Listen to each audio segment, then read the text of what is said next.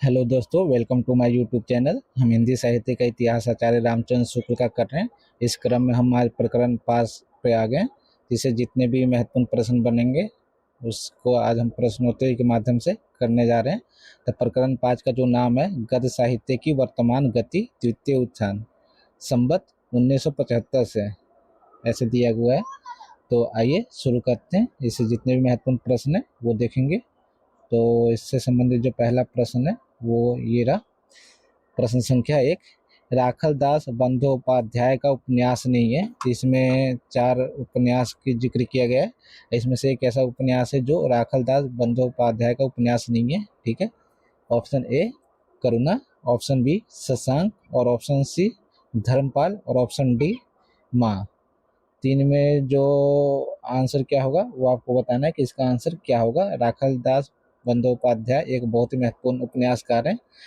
ठीक है, जिसका जिक्र आचार्य रामचंद्र शुक्ल अपने इतिहास ग्रंथ में करते हैं। ठीक है, बाकी आपको इनका नाम बाहर कहीं मुश्किल से ही देखने को मिलेगा। तो इसका आंसर क्या होगा? तो अगर इसका आंसर आप ऑप्शन डी लगा रहे हैं तो आप सही हैं। इसका जो आंसर होगा वो ऑप्शन डी सही होगा, माँ।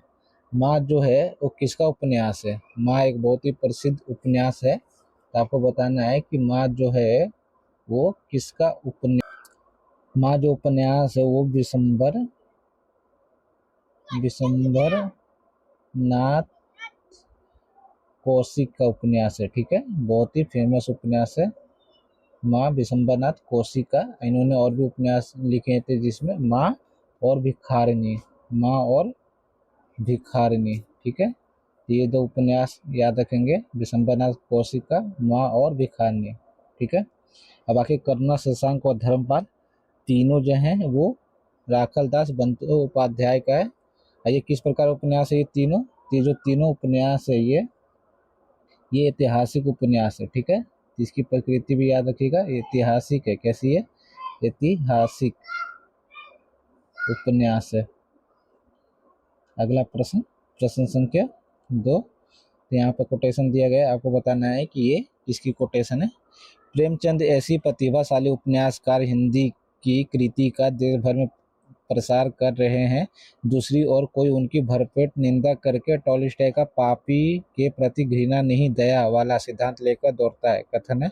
ऑप्शन है Ramswaroop Chaturvedi, option B Ramchandra Shukla, option C Hazari Prasad Dwivedi, और option D doctor Bachchan Singh. हम आचार्य रामचंद्र शुक्ल को आधार बना के कर रहे हैं, तो जाहिर सी बात है इसका जो आंसर होगा वो ऑप्शन बी होगा, आचार्य रामचंद्र शुक्ल। ठीक है।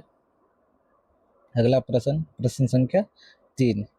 साहित्य को राजनीति के ऊपर रहना चाहिए, सदा इसके इशारे पर ही ना नाचना चाहिए। ये कथन किसका है? Option A doctor Bachchan Singh, option B doctor Hazari Prasad Dwivedi, option C Ramchandra Shukla, और ऑप्शन डी रामस्वरूप चतुर्वेदी। तो इसका आंसर क्या होगा? तो इसका भी जो आंसर होगा वो ऑप्शन सी होगा, आचार्य रामचंद्र शुक्ल का कथन है, जो कि बहुत ही प्रसिद्ध कथन है। अगला प्रश्न, प्रश्न संख्या 4। निम्नलिखित कथन पर विचार कीजिए। तो यहाँ पर 2 कथन दिए गए हैं, आपको बताना है और उसके अनुसार आपको उत्तर देना है कि कौन सा कथन सही है। ठीक है, तो कथन 1 कहता है, उपन्यास और छोटी कहानी दोनों के ढांचे हमने पश्चिम से लिए हैं, है भी ये ढांचे बड़े सुंदर। हम समझते हैं कि ढांचों ही तक रहना चाहिए। कथन 2 कहता है, ऐतिहासिक उपन्यास किस ढंग से लिखना चाहिए यह प्रसिद्ध पुरातत्वविद श्री राखल दास बंदोपाध्याय ने दिखाया है। तो ऑप्शन ए कहता है कथन 1 और कथन 2 दोनों सही है। ऑप्शन बी कहता है कथन 1 और कथन 2 दोनों गलत है। ऑप्शन सी कहता है कथन 1 सही है लेकिन कथन 2 गलत है। ऑप्शन डी कहता है कथन 1 गलत है लेकिन कथन 2 सही है। तो इसका आंसर क्या होगा?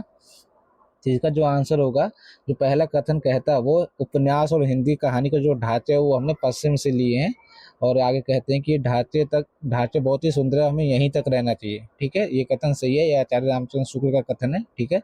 दूसरा कथन कहता है, ऐतिहासिक उपन्यास किस ढंग से लिखना चाहिए यह प्रसिद्ध पुरातत्वविद श्री राखल दास बंदोपाध्याय ने दिखाया है। तो ये भी सही है। ये किसका कथन है? तो आचार्य रामचंद्र शुक्ल का कथन है।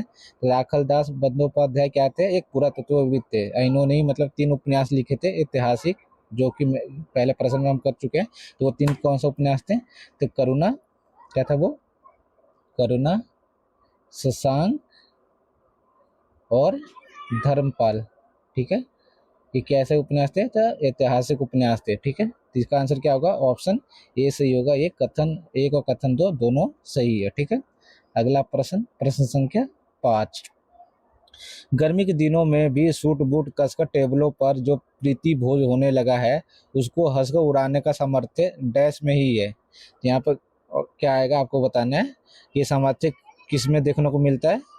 ऑप्शन ए कहानी, ऑप्शन बी उपन्यास, ऑप्शन सी निबंध, ऑप्शन डी नाटक। तो इसका आंसर क्या होगा? तो ये इसका जो आंसर होगा वो ऑप्शन बी सही होगा। ये उपन्यास आएगा यहाँ पे कि गर्मी के दिनों में भी सूट बूट कसकर टेबलों पर जो प्रीति भोज होने लगा है, उसको हंसकर उड़ाने का सामर्थ्य उपन्यास में ही है। तो ये कथन किसका है? आचार्य रामचंद्र शुक्ल का। यहाँ पे क्या आएगा? उपन्यास आएगा। ठीक है, अगला प्रश्न, प्रश्न संख्या 6। तो यहाँ पे कुछ उपन्यासकार दिए गए हैं और इसमें आपको बताना है कि सामाजिक उपन्यासकार कौन है। ठीक है, ये जो प्रश्न है वो आचार्य रामचंद्र शुक्ल अपने इतिहास ग्रंथ में बताते हैं कि किसने सामाजिक उपन्यास लिखे और किसने ऐतिहासिक लिखे हैं। तो इसमें एक ऐतिहासिक उपन्यासकार है, तो आपको अगर पता होगा कि ऐतिहासिक कौन है तो सामाजिक ऑटोमेटिक आपके सामने आ जाएंगे। 1 पंडित बिशंबरनाथ कौशिक, 2 वृंदालाल वर्मा, 3 बाबू प्रताप नारायण श्रीवास्तव में, 4 श्री जैनेन्द्र कुमार है। 3 में से कौन जो है सामाजिक उपन्यासकार है? ऑप्शन ए कहता है 1, 3 और 4, ऑप्शन बी कहता है 1, 2 और 3, ऑप्शन सी कहता है 3 और 4 और ऑप्शन डी कहता है 2, 3 और 4। तो इसका आंसर क्या होगा? आइए देखते हैं इसका आंसर क्या होगा। जो पंडित बिशंबरनाथ कौशिक है वो सामाजिक उपन्यासकार है, वृंदावन लाल वर्मा जो है वो ऐतिहासिक उपन्यासकार है, और बाबू प्रताप नारायण सिंह जो है वो सामाजिक उपन्यासकार है, और श्री जैनेन्द्र कुमार सामाजिक उपन्यासकार है। तो इसमें जो है 1, 3 और 4, 1, 3, 4 किसमें? तो ऑप्शन ए में है। तो इसका आंसर ऑप्शन ए हो जाएगा। ठीक है, बाकी जो वृंदावन लाल वर्मा है वो किस प्रकार के उपन्यासकार है और किस प्रकार के उपन्यास लिखते हैं? तो ये जो है ऐतिहासिक उपन्यास लिखते हैं। कैसे लिखते हैं? ऐतिहासिक। ठीक है, ऐतिहासिक उपन्यास लिखते हैं। इनका 2 उपन्यास बहुत ही प्रसिद्ध हुआ है। ठीक है, एक तो हो गया वृंदावन लाल वर्मा की बात कर रहा हूँ मैं, गढ़ कुंडार। ठीक, और दूसरा जो उपन्यास है वो विराटा की पद्मिनी, विराटा की पद्मिनी। ठीक है, ये वृंदालाल वर्मा का उपन्यास है 2। तो इसका जो आंसर हो जाएगा ऑप्शन ए सही हो जाएगा। ठीक है, अगला प्रश्न, प्रश्न संख्या 7। बर्नार्ड शॉ किस प्रकार की नाटकों की रचना की है? ऑप्शन ए ऐतिहासिक, ऑप्शन बी समस्या नाटक, ऑप्शन सी सामाजिक नाटक, ऑप्शन डी विसंगति नाटक। तो इसका आंसर क्या होगा? इसका आंसर आप दीजिए। तो इसका जो आंसर होगा वो ऑप्शन बी सही होगा। ठीक है, ऑप्शन बी समस्या नाटक लिखते हैं। ठीक है, अगला प्रश्न, प्रश्न संख्या 8। यहाँ पे नीचे 2 कथन दिए गए, उन पर विचार कीजिए और इसका आंसर दीजिए क्या होगा। कथन एक कहता है उपन्यासों और कहानियों के सामाजिक और ऐतिहासिक ये 2 भेद तो बहुत ही प्रत्यक्ष हैं। कथन 2 कहता है ढांचों के अनुसार जो मुख्य 3 किए हैं। तो जो उपन्यास और कहानी का जो विभाजन करते हैं तो आचार्य रामचंद्र शुक्ल जी कहते हैं कि जो उपन्यास और कहानी का विभाजन सामाजिक और ऐतिहासिक होता है ये प्रत्यक्ष है, जबकि ढांचों के अनुसार बोलते हैं कि इसका 3 भेद किया गया है। क्या ये कथन सही है? तो आपको बताना है। ऑप्शन ए कहता है कथन 1 और कथन 2 दोनों सही है, ऑप्शन बी कहता है कथन 1 और कथन 2 दोनों गलत है, ऑप्शन सी कहता है कथन 1 सही है लेकिन कथन 2 गलत है, और ऑप्शन डी कहता है कथन 1 गलत है लेकिन कथन 2 सही है। तो इसका आंसर क्या होगा? आइए देखते हैं इसका आंसर क्या है। जो उपन्यासों कहानी को सामाजिक और ऐतिहासिक ये 2 भेद तो बहुत ही प्रत्यक्ष है, ये सही है, लेकिन ढांचे के अनुसार जो मुख्य 3 भेद करती है ये भी सही है। तो 3 भेद कौन कौन से हैं?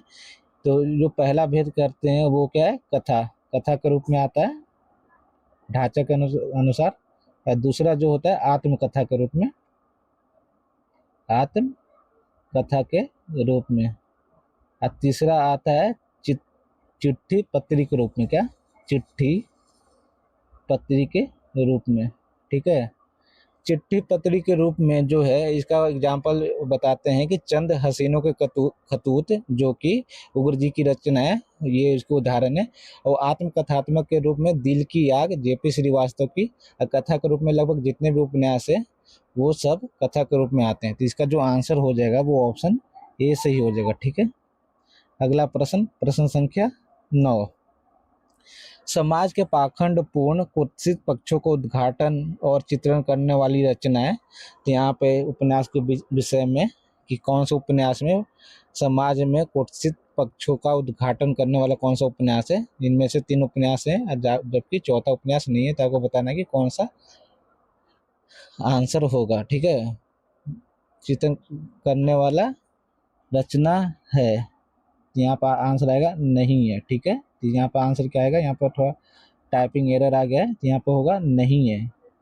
ठीक है, तो 3 इसमें रचना जो है समाज के कुत्सित पक्षों का उद्घाटन और चित्रण करने वाला नहीं है। तो दिल्ली का दलाल ये है, सरकार तुम्हारी आंखों में ये भी है, अब बुधवा की बेटी ये भी है, जबकि मंगल प्रभात इसका आंसर हो जाएगा। इसमें समाज के कुत्सित पक्षों का उद्घाटन नहीं किया गया है। ठीक है, तो ये 3 जो रचनाएं हैं, दिल्ली के दलाल, सरकार तुम्हारी आंखों में और बुधवा की बेटी, इसके रचनाकार एक ही हैं। ठीक है, ये तीनों रचना एक ही व्यक्ति ने लिखा है, उनका नाम है पांडे बेचन शर्मा उग्र। ठीक है, मंगल प्रभात एक प्रसिद्ध रचना है, तो आपको बताना है कि ये मंगल प्रभात किसकी रचना है। तो इसका जो आंसर होगा मंगल प्रभात वाला, ये चंडी प्रसाद हृदयेश का है। ठीक है, किसका है, चंडी प्रसाद हृदयेश की रचना है मंगल प्रभात। ठीक है, अगला प्रश्न, प्रश्न संख्या 10। निम्नलिखित कथनों को पढ़कर सही उत्तर का चयन करें। कथन एक कहता है, इस तृतीय उत्थान में हमारा नाटक साहित्य सबसे अधिक समृद्ध हुआ है। कथन 2 कहता है, नूतन विकास लेकर आने वाले प्रेमचंद जी जो कर गए हैं वह तो हमारे साहित्य का एक निधि है। ऑप्शन ए कहता है कथन 1 और कथन 2 दोनों सही है। ऑप्शन बी कहता है कथन 1 और कथन 2 दोनों ही गलत है। ऑप्शन सी कहता है कथन 1 सही है लेकिन कथन 2 गलत है। ऑप्शन डी कहता है कथन 1 गलत है लेकिन कथन 2 सही है। तो इसका आंसर क्या होगा, इसका आंसर दीजिए। इसका जो आंसर होगा वो ऑप्शन क्या होगा, पहला जो कथन है, इस तृतीय उत्थान में हमारा नाटक साहित्य की सबसे बड़ी समृद्ध हुआ है। तो ये कथन गलत है, क्योंकि तृतीय उत्थान में नाटक साहित्य की सबसे अधिक समृद्ध नहीं हुआ है। क्या हुआ है, पहले उत्थान में नाटक हमें सबसे समृद्ध रूप में देखने को मिलता है, लेकिन तृतीय उत्थान में आते आते हमें उपन्यास और कहानी देखने को मिलता है। तो ये कथन हो जाएगा, यहाँ पे क्या आएगा, उपन्यास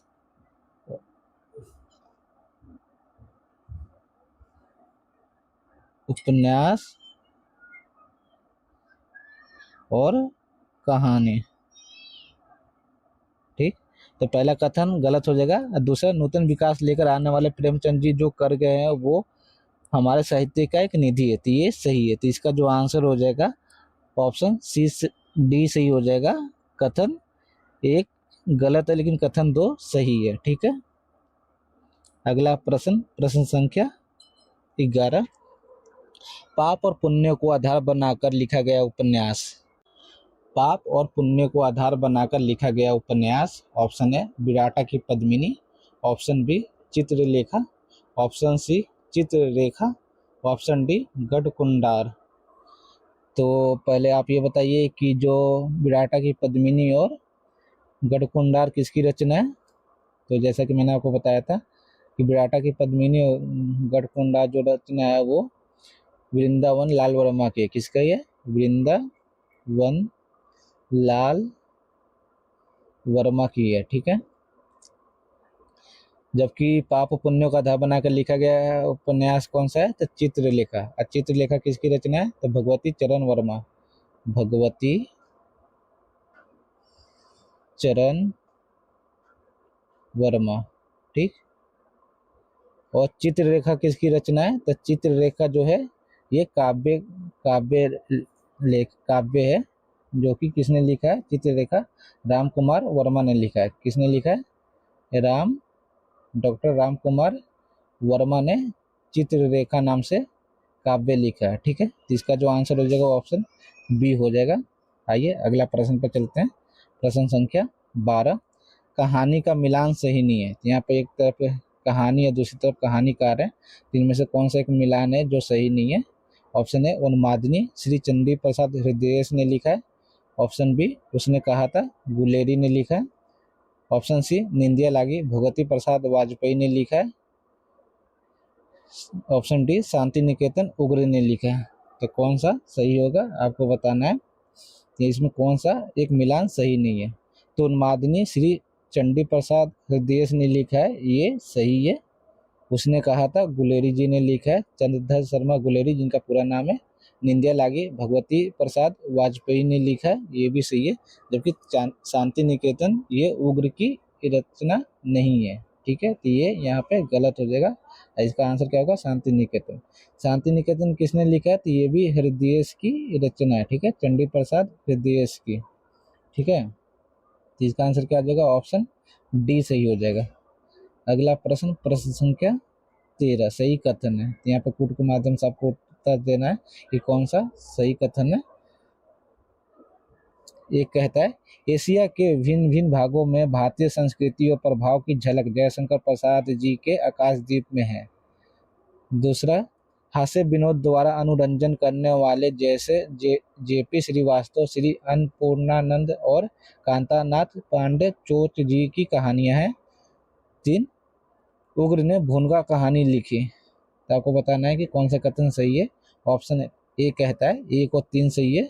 ऑप्शन बी कहता है 1 और 2 सही है।